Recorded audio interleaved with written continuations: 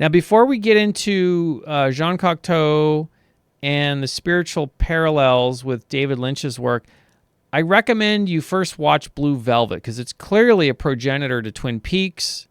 Okay, Dennis, and of course it's an homage to The Wizard of Oz, but it's clearly interesting because Dennis Hopper plays Frank Booth, a deranged criminal with a split personality, whom at one point tells Kyle MacLachlan's character, "I'm the same as you," which is an idea that is played with throughout Twin Peaks, and something I covered briefly in my previous work on Silent Hill. Now, this is what the Lynchian approach to filmmaking means to me, and why there seems this constant sense of ambiguity in Twin Peaks.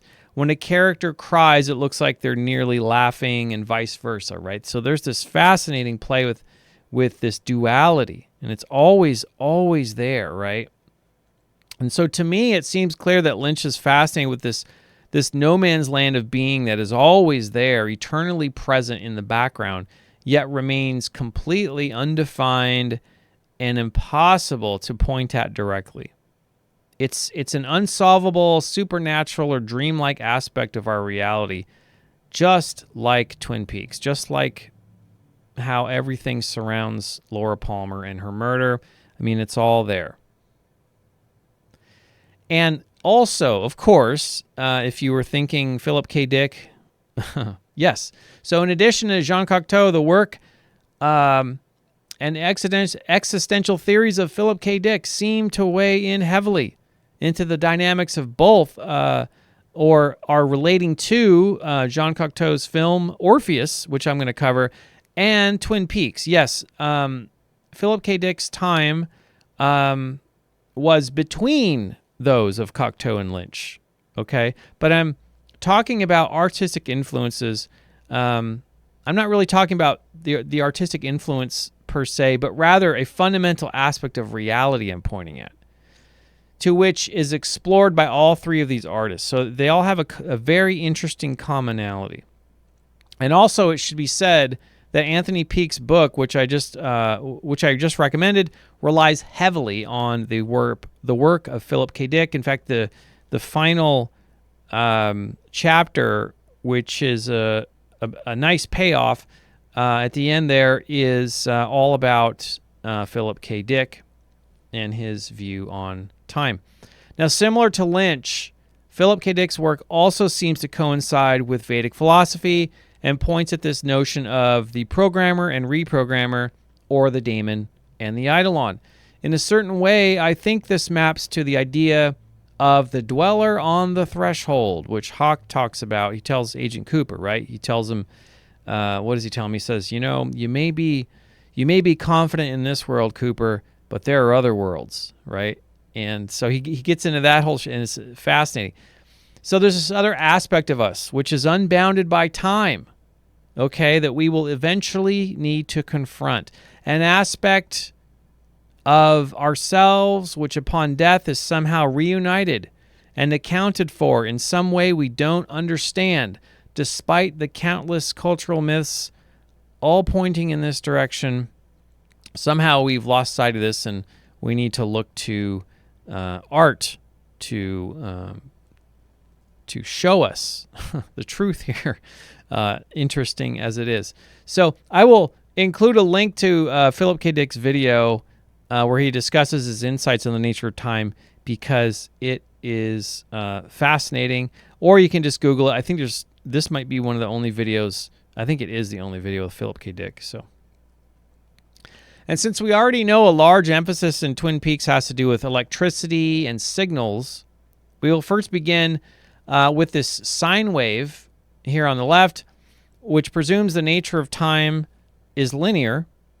And this is what we end up with if we're presuming a linear time. And a seemingly normal sine wave we have here, right? This represents our reality as it's generally interpreted, okay? But this is an interpretation of an incomplete work, okay? And this is hinted at by all of the artists that I've mentioned. Now, taking inspiration from Philip K. Dick and the extensive research of Anthony Peake, combined with just some pre-existing knowledge about Vedic philosophy, it occurred to me that the true nature of time, as indicated by the work of Philip K. Dick and Lynch especially, is that time is indeed not linear at all, but indeed seems to be infinite, or rather circular, with no beginning or end. So Lynch repeating the transmission, conversion, storage process over and over throughout his work is also telling us about time.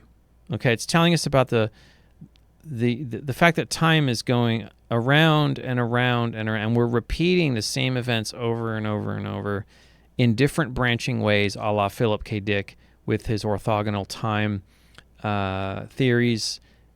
And so according to Anthony Peake, and what Philip K. Dick and Lynch seem to intuit as well, the eidolon, or our physical sense of self, is very much subject to the rules of time and space. So our silo, this body and this being, is subject to that. However, our daemon is not. Our daemon exists outside of time and space. So the daemon is the sense of self, which is eternal.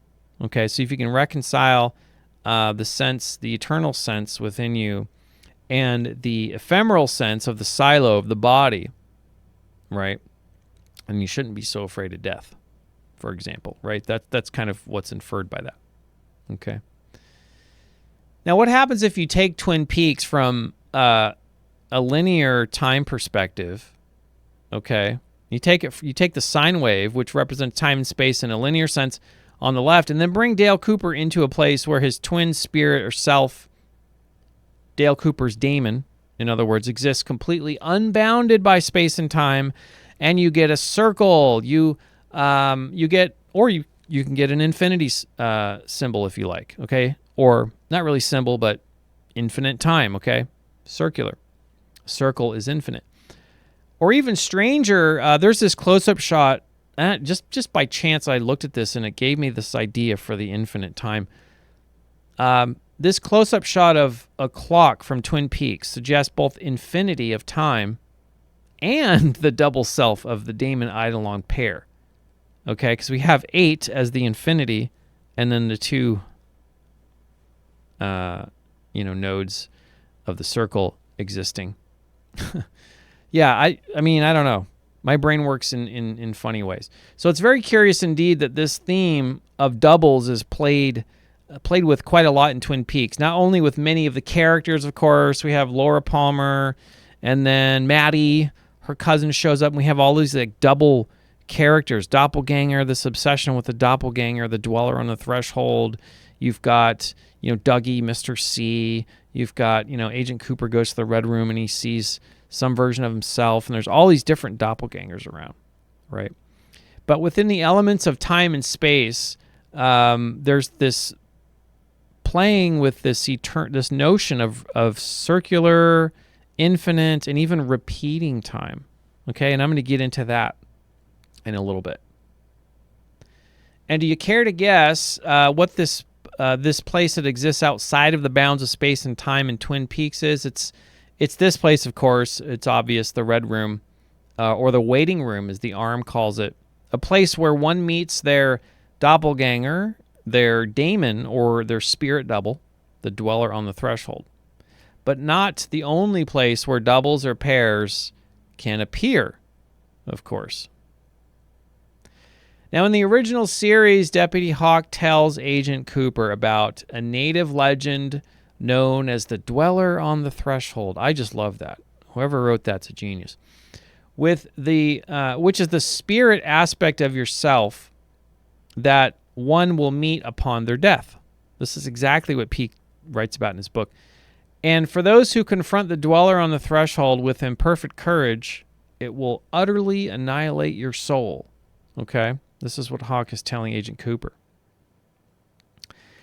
And just like Philip K. Dick's theories on orthogonal time, endlessly branching and appearing to repeat infinitely, it seems that Twin Peaks is pointing us to this idea of the infinite or cyclical nature of time, non-linear time, which may very well include the concept of time having like a corroding isotope upon death, but never, but when things reach a half-life or when they're having, time never quite reaches the 0 point in terms of consciousness post-mortem. That's an idea that Peake talks about.